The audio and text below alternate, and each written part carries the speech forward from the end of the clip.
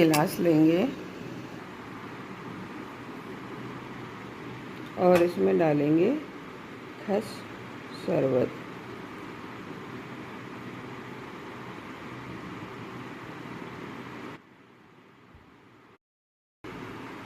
और अब इसमें डालेंगे मिल्क।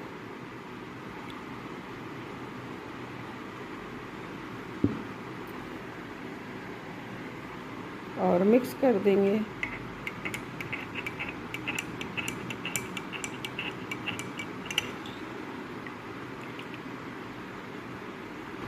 इसमें फ्रिज का ठंडा दूध लिया है और शुगर बिल्कुल भी ऐड नहीं की, और रेडी है हमारा मिल्क खस शरबत।